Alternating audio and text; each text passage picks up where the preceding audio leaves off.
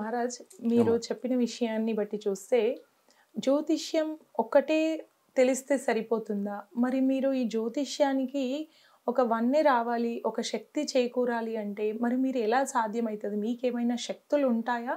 లేకపోతే ఆ శక్తుల్ని మీరు సంపాదించుకుంటారా? జ్యోతిష్యం ఒకటే సరిపోతుందా శక్తులు అని అంటే విద్య చాలా అవసరం. విద్య లేనివాడు వింత పశువు అన్నట్టు ముఖ్యంగా ఏంటంటే జ్యోతిష్యం అనేది ఒక విద్య. తప్పకుండా దానికి ఒక గురువు కావాలి. గురువు అంటే ఎవరు? ఈ జ్యోతిష్యంలో ప్రాధాన్యత పొందిన వాళ్ళు. వాళ్ళు ఒక పిహెచ్డి, ఎంఏ, పిహెచ్డి చేసి ఒక దాంట్లో పట్టా పొందినటువంటి వాళ్ళు, గురువులు, ఆచార్యులు. అప్పుడు వాళ్ళకు ఒక పరీక్షలు ఉంటాయి. అవన్నీ నెరవేర్చినప్పుడు వాళ్ళు ఒక గురువు స్థానానికి వస్తారు. అప్పుడు ఆ గురువుల దగ్గరికి మమ్మల్ని పంపించడము, గురువు దగ్గర నుంచి ఉన్నటువంటి అభ్యాసం, ఆ విధంగా ఒక పద్ధతి ప్రకారంగా నడుస్తాం. ఏదో ఈరోజు నేను తపస్సు చేసేసిన, నాకు ఏదో ఒకటే రోజులో వచ్చేసింది, ఒకటే నెలలో వచ్చేసింది, లేకుంటే నాకు ఇట్లా చూడగానే నాకు ఫలానా దేవుడు నన్ను కరుణిస్తాడు, దివ్య దృష్టి వచ్చింది అనేది నేను అంటే దివ్య దృష్టి ఉంటుంది. సత్పురుషులు, సాధువులు, మనం సంసార జీవులము. విన్నారా? సంసార జీవులకు అన్నప్పుడు మన వ్యవహారం కోసం ఒక మాట మంచి మాట్లాడాల్సి వస్తుంది, ఒక మాట చెడు మాట్లాడాల్సి వస్తుంది. తన పిల్లల కోసం అన్న స్వార్థం కోసం అన్న మాట్లాడడం అనేది ఇక్కడ జరుగుతూ ఉంటుంది. సత్పురుషులకు, సాధువులకు అనేది అవి అనేది ఉండవు. భగవంతుని సన్నిధానంలో వెళ్ళి నీవు నిత్యము ఆచరించినప్పుడు, నువ్వు నిత్యం మంత్రపఠనం చేసినప్పుడు, నిత్యము ఆ దైవానికి ఆరాధించినప్పుడు, బ్రహ్మముహూర్తం నందు లేచి నువ్వు భగవంతునికి ఆరాధించినప్పుడు ఆటోమేటిక్లీ నీ శరీరమే తేజవంతం అవుతుంది. ఆ శరీరం తేజవంతమైన తర్వాత నీకు జ్ఞానోదయం వస్తుంది. జ్ఞానంతో మాట్లాడిన ప్రతి ఒక్క విషయము శుభ సూచకం అనేది వస్తుంది. ఆ శుభ సూచకం అంటే ఏంది? ఇప్పుడు నువ్వు చెప్పేటువంటి జ్యోతిష్యము, పంచాంగంతో పాటు నీ యొక్క వాణిలో కూడా ఒక బలము ఉంటే అప్పుడు చెప్పేవాళ్ళు కూడా ఇది వాస్తవము, ఇది నిజము, ఫలానా అయ్యగారు చెప్పినారు, వాళ్ళు తెలిసి చెప్పారో తెలియక చెప్పారో కానీ మాకు ఆ పని జరిగిపోయింది, అవుతుందయ్యా, అవుతుంది, ఇది అయ్యేటట్టు లేదు, కొంచెం మధ్యలో ఆగేటట్టు ఉంది, అది ఆగుతుంది. అప్పుడు వాళ్ళే చెప్తారు అన్నట్టు, మాకు అయ్యే చెప్పిండు వాస్తవం, మేము డబ్బు తీసుకెళ్ళినా కూడా అక్కడ మాకు జరగలేదు, ఆయన అప్పుడే ఆ రోజు అనుమానం పట్టిండ్రు. ఇప్పుడు వాళ్ళు దానికి బయటగా నానా అర్థాలుగా. అయితే మీ దగ్గరికి ఇప్పుడు మీరు జ్యోతిష్యంలో భాగంగా మరి యజ్ఞాలు, యాగాలు, హోమాలు, యంత్రాలు ఇట్లాంటివన్నీ చేస్తూ ఉంటారు. మరి సాధారణ వ్యక్తులకు అవి సాధ్యం కాదు. మరి మీరు వాళ్ళకి ఇచ్చే సలహాల్లో మరి ఇవి ఎంతవరకు పాత్ర పోషిస్తాయి? నేను చెప్పే రెమెడీస్ ప్రకారంగా అనుకుంటే నేను ఎంతవరకు చదివినానో అంత జ్ఞానం వరకు మాత్రమే నేను చెప్పగలుగుతా. ఇప్పుడు మీరు పూర్వంలో చూడండి, చిన్న పిల్లలకి ఏదైనా జ్వరం వచ్చిందంటే అప్పటి వృద్ధులు, మన నాయనమ్మని కావచ్చు, అమ్మమ్మనే కావచ్చు, ఇంట్లో ఉన్న పెద్దవాళ్ళు కావచ్చు, చిన్న గిన్ని బియ్యం ఎత్తులే కానీ లేకుంటే జొన్నలే కానీ వాళ్ళ పైనుంచి ఇట్లా దించేసి దారికి పడేసి వచ్చేసరికంటే జ్వరం తగ్గుతుండే. అంటే అప్పుడు అదే డాక్టరా అంటే కొన్ని దుష్ట ప్రభావాల వల్ల, కొన్ని దుష్టగాళ్ళ వల్ల అటువంటి ప్రభావాలు కూడా వస్తూ ఉంటాయి. ఇప్పుడు మీరు అడిగిన ప్రశ్న ఏంది అంటే, మీరు జ్యోతిష్యం చెప్పుకోవడానికి ఎవరైతే వస్తారో వాళ్ళకి పూజలు, హోమాలు చేపిస్తారు, కొందరు చేసే శక్తి ఉంటుంది లేదనేది. దానికంటే ముందు అవసరం ఉన్నప్పుడు చేయాల్సి వస్తుంది. కొన్ని సమయాలు ఎట్లా ఉన్నాయంటే అవసరం ఉన్నా కూడా ఆయన చేసే శక్తి ఉండదు. అట్లాంటప్పుడు మంత్ర సాధన ఉంటుంది, ఆ మంత్రము జపం చేయాలి. అతని కర్మ వల్ల వచ్చింది, అతను అది చేసినటువంటి ఒక తప్పు వల్ల, లేకుంటే అతను వంశకులు చేసినటువంటి ఒక తప్పు వల్ల అతను పీడిస్తూ ఉన్నాడు అనుకుందాం. అప్పుడు ఏం చేయాలి? మంత్రపఠనము, దైవారాధన, ఉదయనే బ్రహ్మముహూర్తంలో లేవడము, దైవ సంధానానికి వెళ్ళడము, అక్కడ ఉన్నటువంటి ఒక భగవంతుని ఆచరణ చేయడము, మంత్ర జపం చేయడము, ఇంతవరకు అయితే చేయగలుగుతారు. దీనికి ఎటువంటి డబ్బు అవసరం లేదు. హోమంకి డబ్బు అవసరం ఉంటే దీనికి అవసరం లేదు కదా. నీకు స్నానం చేయడానికి డబ్బు అవసరం లేదు, గుడికి వెళ్ళడానికి డబ్బు అవసరం లేదు, ఒక మంత్రపఠనం చేసుకోవడానికి డబ్బు అవసరం లేదు. అట్లా నీవు ప్రతిరోజు ఒక 41 రోజులు కానీ, ఒక 3 మాసాల వరకే కానీ, ఒక ఉదయం ఒక సమయంలో 6 గంటలకు జాబ్ ఉండదు, 5 గంటలకు ఏదైనా ఉద్యోగం ఉండదు, ఇక నైట్ డ్యూటీ ఉన్న వాళ్ళు మళ్ళీ ఇక ఆ టైంని చూసుకొని చేసుకోవాల్సి వస్తుంది అన్నట్టు. ఆ విధంగా చేయడం వల్ల ఇది జరుగుతూ ఉంటుంది. పెళ్ళి కాకపోతే హోమమే చేయాలి, లేకుంటే ఇదే చేయాలనేది మాత్రం ఎక్కడ కాదు. చేయవలసిన సమయంలో చేయవలసి వస్తుంది. లేని సమయంలో అతనికి చేసేటువంటి శక్తి లేదు, అతని స్తోమత లేదు అనుకున్నప్పుడు మంత్రబలము, హోమము చేస్తేనే నివారణ అనేది కాదు, ఈ పూజ చేస్తేనే నివారణ అనేది కాదు. దానికి తగ్గట్టు ఇప్పుడు చూడండి, చదవడానికి రాకపోతే పారాయణం చేయండి, హోమం చేయక రాకపోతే అభిషేకం చేయండి. అభిషేకం కూడా చేయడానికి మీకు స్తోమత లేనప్పుడు పారాయణం చేయండి. పారాయణం కూడా చేసేటువంటి మీకు పుస్తకం తీసుకొని కూర్చొని అంత ఓపిక లేదు అని అనుకుంటే మంత్రబలం. మంత్ర సాధన చేసుకోండి, ఉదయాన్నే గుడికి వెళ్ళండి, ఆచరణ పెట్టండి. పొద్దున లేవడం వల్ల నీలో ఒక చైతన్యం వస్తుంది. ఇప్పుడు నేను చెప్పినాను కదా, ఉదయం బ్రహ్మముహూర్తంలో లేవడం వల్ల ఒక చైతన్యం వస్తుంది. దైవ దర్శనం చేసుకోవడం వల్ల నీకు ఒక జ్ఞానం వస్తుంది. ఆ జ్ఞానం వల్ల నీవు పరిశుద్ధమవుతావు. పరిశుద్ధమైన తర్వాత నీలో ఒక చైతన్యం వచ్చేసి అదే మెరుపు నీకు పనిచేస్తుంది. అప్పుడు మనిషి అనేది జీవిత ప్రయాణం అనేది సాగిపోతూ ఉంటుంది. హోమం చేస్తేనే కాదు. అంటే ఇవి ఎందుకు అడుగుతున్నానంటే, ఇప్పుడు మీరు మరి మీ జ్యోతిష్యంలో భాగంగా ఉంగరాలు ధరించడం కానీ అట్లాంటివి ఏమైనా ఉంటాయా? ఒక్క రత్నము తీసుకోవాలి అంటే దాని స్థానం కూడా అంతే పెరిగి ఉంటుంది. ఊర్లో ఉన్న ఇసుకలో కూడా బంగారం తీయొచ్చంట. ఊర్లో ఉన్న గుట్టలు ఉంటారు కదా, గుట్టల్లో ఉన్నటువంటి రాయిలలో కూడా కొంచెం బంగారం అనేది ఉంటుంది. దానికి వెతికి తీసినప్పుడే ఆ బంగారం అనేది వస్తుంది. అవునా కదా? మెరిసిన ప్రతి ఒక్క బండ బంగారం కాదు, మెరిసిన ప్రతి ఒక్క బండ బంగారం కాదు. అట్లా మీరు ధరించే ప్రతి ఒక్క ఉంగరం రత్నం కాదు. అంతే. రత్నాల వల్ల భవిష్యత్తు మారుతుంది అంటే రత్నాలకు ప్రాధాన్యత ఉంది. నువ్వు ధరించేది రత్నమా కాదా అనేది తెలుసుకొని ధరించాలంటే ఆ డబ్బు పెట్టవలసి వస్తుంది. అంతటి రత్నం ఇది నిజమా కాదని తెలుసుకోవాలి వస్తుంది. నేను ఇప్పటివరకైతే ఉంగరాలు అనేది ఏమి ఇవ్వలేదు. ఎందుకంటే అమ్మ, ఒక మనిషి పరిస్థితి లేనప్పుడు అతను ఇప్పుడు ఒక్కొక్క రత్నము ఒక క్యారెట్ 10,000 ఉండొచ్చు, 20,000 ఉండొచ్చు, 50,000 కూడా ఉండొచ్చు. ఆ 50,000లో వాళ్ళ సంసారం బతుకుతుంది. అతను ఆగిపోయిన ఒక కార్యం ముంగడికి జరుగుతూ ఉంటుంది. కాబట్టి నేను రత్నాల శాస్త్రం అనేది ఉంది. ఎందుకంటే నేను దాంట్లో వెళ్ళాలని అనుకోలేదు, నేను వెళ్ళను కూడా. అది రత్నాల వల్ల భవిష్యత్తు మారుతుందా అంటే ఇక నేను అది చెప్పలేను, నేను చెప్పలేదు. అంటే నేను చెప్పలేదు, నేను చదివినా కాబట్టి నేను తెలుసుకున్న తర్వాత నేను ఈ విషయంలో వస్తాను. ఇప్పుడు నేను ఏం చెప్తున్నా, గురుదశ భాగమే. జ్యోతిష్యం నేర్చుకుంటున్నప్పుడు ఈ గ్రహము, ఈ గ్రహానికి ఈ రంగు, ఈ రంగుకి ఈ రత్నము, అది చదువులో ఒక భాగమే. దాని అభ్యాసం ఉన్న తర్వాత జ్యోతిష్యం కదా. ప్రతి ఒక్కటి నమ్మాలని ఆర్డర్ చేయడం కాదు. అంటే ప్రతి ఒక్క దాన్ని విశ్వసించాలి. అది ఆచరించాలా వద్దా అనేది నీ బట్టి. విశ్వసించడం మన లక్ష్యం. మానవ లక్ష్యం ఏంది? విశ్వసించడం. అవునా, సరే, దాన్ని ఆచరణ చెయ్యాలా అవదని సమస్య. అట్లా ఇప్పుడు నేను కూడా చెప్పేది ఏంటంటే, రత్నాల విషయం అనేది నేను చదువుకున్నా. ఏం చదువుకున్నా? గురు దశ ఉన్నప్పుడు ఏంది, రాశి దశ ఉన్నప్పుడు ఏంది, నక్షత్ర దశ ఉన్నప్పుడు ఏంది, నక్షత్రానికి అధిపతి ఏంది, రాశికి అధిపతి ఏంది, దానికి సంబంధించిన రత్నాలని అభ్యసించింది. కానీ నేను అంత పెట్టుబడి పెట్టి కొనలేను, దానికి తగ్గట్టు నేను ఉండలేను అన్నప్పుడు ఇప్పుడు నేను ఇస్తానమ్మా, ఇవాళ ఇచ్చేసిన ఆయన గురించి నేను ప్రతిరోజు చూసుకుంటూ ఉంటానా? ఇప్పుడు ఇవాళ ఒక మనిషి వచ్చిండు, ఆయన నేను చెప్తాను 3 నెలల వరకు నువ్వు మంచిగా ఉండు, చాలా బాగుంటావు, ఇది రత్నం వేసుకో, అది వేసుకో అని చెప్పినాం అనుకోండి. అతను లేకపోతే ఆయన చేసే చర్యలు మీకు తెలియదు కదా. ఆయన ఎక్కడో ఉంటాడు, మనం ఇక్కడే ఉంటాము.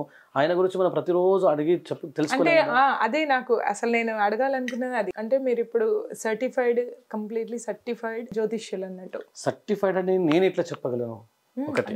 అంటే నేను చెప్తాను ఒకటి చెప్తున్నాను కాబట్టి, పూర్వంలో తెలంగాణ ఆంధ్ర కలిసి ఉన్నప్పుడు మా దాంట్లో కూడా కొన్ని పరీక్షలు అనేది ఉంటాయి.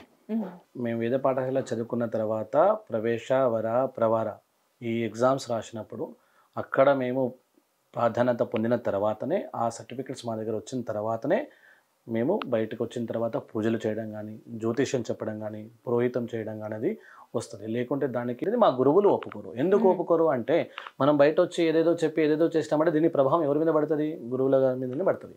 అంటే చిన్న తప్పు చేసినా కూడా పెద్ద సంస్థానానికి కూడా ఆ మచ్చ అనేది వస్తుంది. ఇప్పుడు ఎవరైనా కానీ అమ్మ, ఒక పెద్ద సంస్థానానికి ఒక వాళ్ళ వైపు నుంచి మచ్చబడాలని ఎవరైనా ఒప్పుకుంటారా? ఎవరు ఒప్పుకోరు. వాళ్ళు అక్కడ మా పరీక్ష తీసుకున్న తర్వాతనే ఇది మీరు అర్హులు అని చెప్పిన తర్వాతనే ఇది మేము చేయవలసి వస్తుంది. అంటే ఒక దానికి దీనికి శాస్త్రంతో పాటు సర్టిఫికేట్ అవసరము, వ్యవహారం అవసరము, జ్ఞానం అవసరము, గురువుల ఆశీర్వాదం అవసరము, నీ సాధన అవసరము, నీ ఆచరణ కూడా అవసరం. నేను ఒక వ్యక్తికి సంబంధించిన డేట్ ఆఫ్ బర్త్ ఇస్తాను. సో మరి అతని జాతకంలో ఏమేమి అంటే ఆటంకాలే కావచ్చు, జరిగిందే కావచ్చు, జరగబోయేదే కావచ్చు, మీరు నాకు కొంతగా చెప్తే నాకు ఎంతవరకు నిజం అనేది ఒక తప్పకుండా మీరు డేట్ ఆఫ్ బర్త్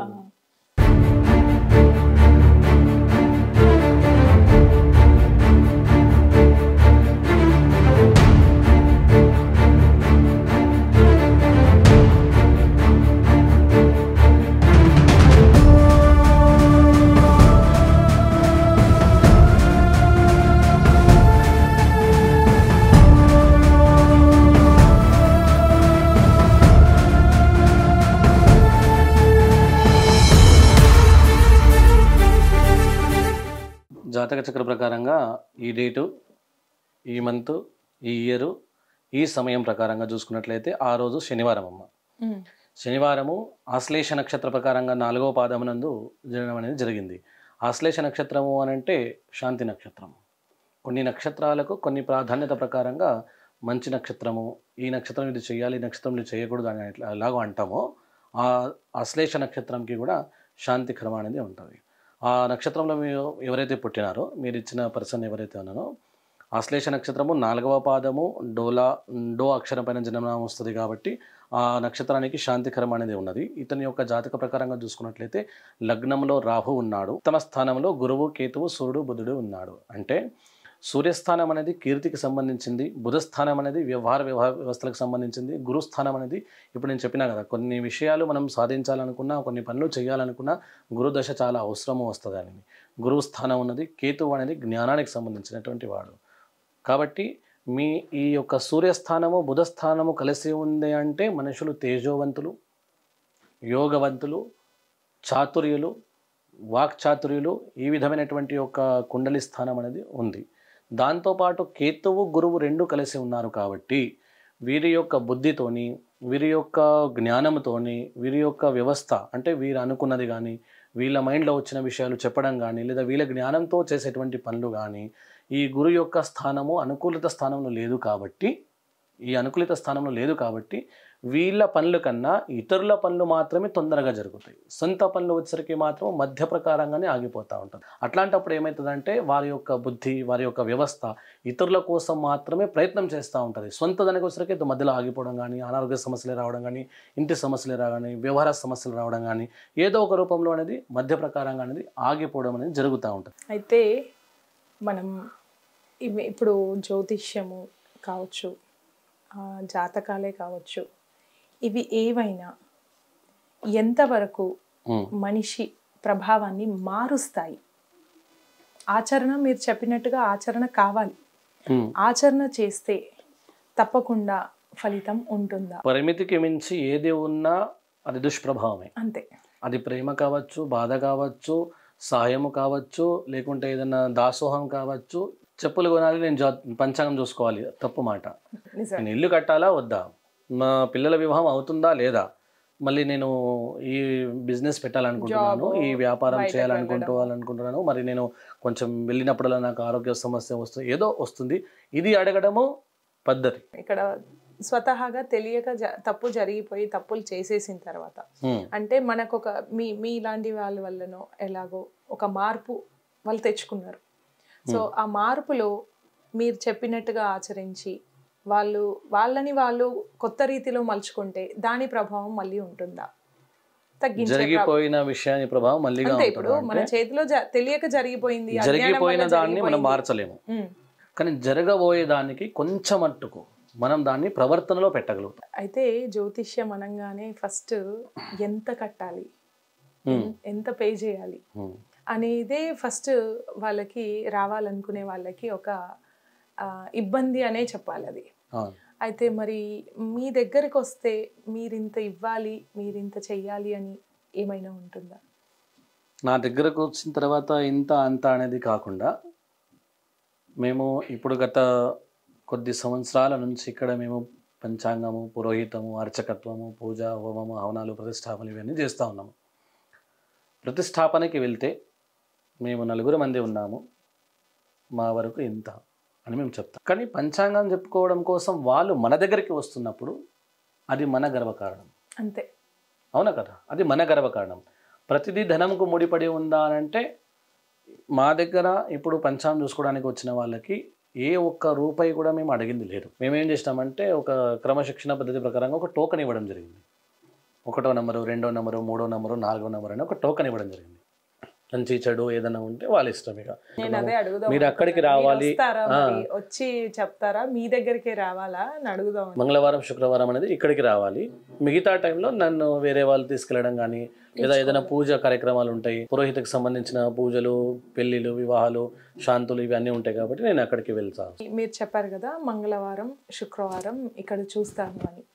మరి మంగళవారం, శుక్రవారం ఆ రోజు ఇక్కడికి ఎందుకు రావాలి? మంగళవారం, శుక్రవారం ఎందుకోసం పెట్టినామనంటే, ధరణీ గర్భ సంభూతం విద్యుత్ కాంతి సమప్రభం కుమారం శక్తిహస్తం తమ్మంగళం ప్రణమామ్యహం. భూమిపుత్రుడు కుజుడు. రోగాలకు కూడా అధిపతి కుజుడే. కుజదోషం ఉంది పిల్లలు పుట్టట్లా, కుజదోషం ఉంది వివాహం జరగట్లా, కుజదోషం ఉంది ఆరోగ్యం బాగాలేదు, ఇట్లా అంటాం కదా. నేను మీ ఇంటికి వస్తున్నానంటే మీ సమయం తీసుకొని వచ్చినప్పుడే మీరు నాకు సమయం ఇవ్వగలుగుతారు కదా. ఇక్కడ వచ్చే ప్రతి ఒక్క జనాలు ఒక సమస్యతోటి వస్తున్నారు.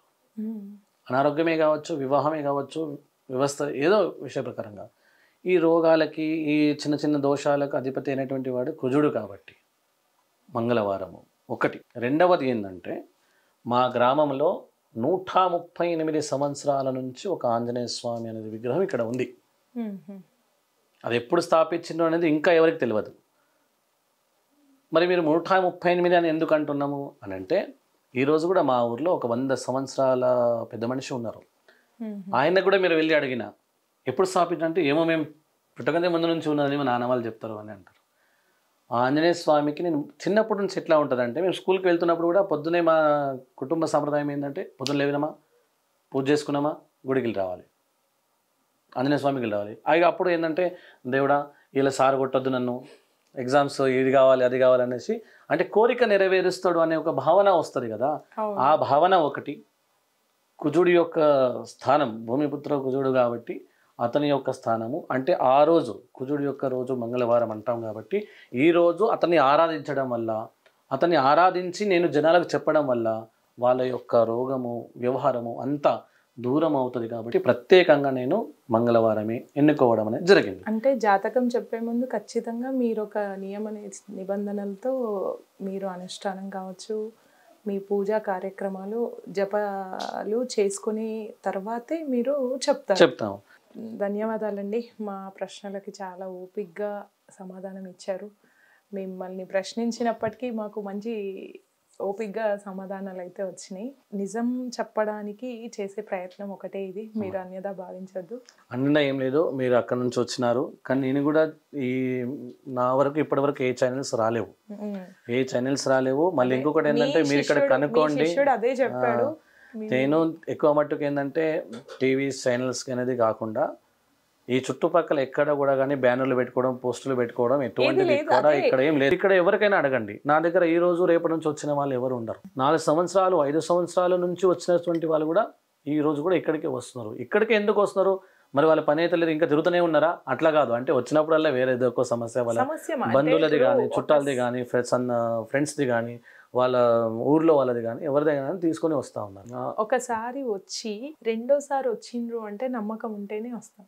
అవును, డాక్టర్ అయినా అది పంతులైనా మరి అంతగా మహత్తు ఉంది అంటే, అంతగా ఏ పొద్దున్నో వచ్చి మీకోసం వేచి ఉండి వాళ్ళ పరిష్కారానికి మార్గం తీసుకుంటున్నారు అంటే మీ దగ్గర ఉన్న విద్యనే దానికి కారణం. మీరు పాటిస్తున్న ధర్మాచరణనే కావచ్చు, మీరు పాటించే విధి విధానాలు కావచ్చు దీనికి కారణమని తెలుస్తుంది. మిమ్మల్ని ప్రశ్నించినందుకు క్షమించాలి. లేదు, అది మీ ధర్మము. నిజము తీసుకుపోయే పని మీది కాబట్టి మీరు ఏదో తెలుసుకొని ఇక్కడికి వరకు వచ్చినారు. ఇక మీరు ఇక్కడ ఏముంది నిజమా అబద్ధం అనేది దానికి మీరు నిర్ణయించుకోవాలంటే. ధన్యవాదాలు. ఇదండి, అయితే మనం ఏది చెయ్యాలి అనుకున్నా, ఏది జరగాలి అనుకున్నా మన మనస్సంకల్పం కావాలి మొదటగా. తర్వాత గురువు మార్గదర్శకం కావాలి. దాని తర్వాత మనం చేస్తున్న పద్ధతి, ఆయన చెప్పిన క్రమాన్ని మనం ఆచరించే పద్ధతి దాని విలువను ఇంకా పెంచి మనం అనుకున్న గమ్యస్థానానికి చేరుతుంది. సర్వే జన సుఖినో భవంతు. నమస్తే.